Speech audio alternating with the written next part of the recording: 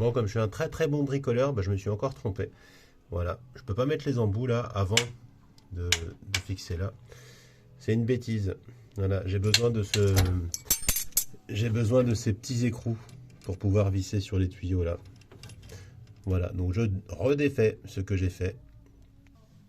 Voilà, et téflon encore autour des tuyaux. Et idéalement, le téflon, on le met dans le sens pour qu'il ne se débine pas quand on visse.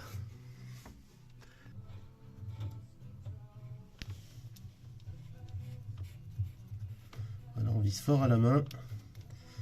Et on resserre légèrement avec une clé. Voilà ce que ça donne quand c'est resserré. Et quand je dis resserrer légèrement, il faut quand même y aller. Hein. Faut pas que ça coule. Par contre, il faut faire attention à ne pas forcer. Parce que les tuyaux rigides en cuivre comme ça, si on les abîme, ben, on est obligé de faire appel à un plombier. Bon, la suite, c'est facile. On avait repéré un tuyau eau chaude et tuyau d'eau froide. Bon, encore une fois, comme je suis vraiment un bricoleur du dimanche, en serrant, en vissant, ça s'est entortillé au point qu'ici, ça se plie un peu. On voit pas très bien, mais il faut pas que les tuyaux se plient. Si c'est plié, c'est pas bon. Arco. Bon, ça y est, c'est serré correctement. C'est pas vrillé dans le fond. Les tuyaux sont pas contraints.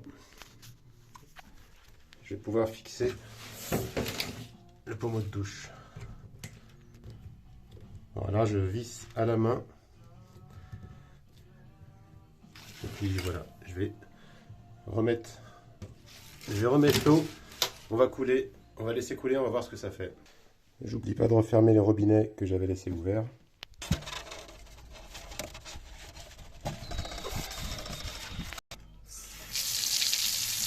Voilà.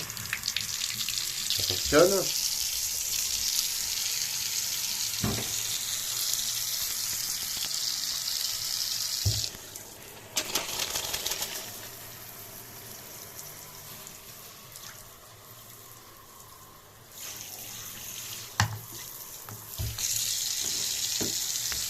Ok.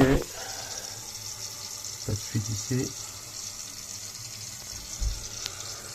Voilà, on vérifie qu'il n'y ait pas de fuite.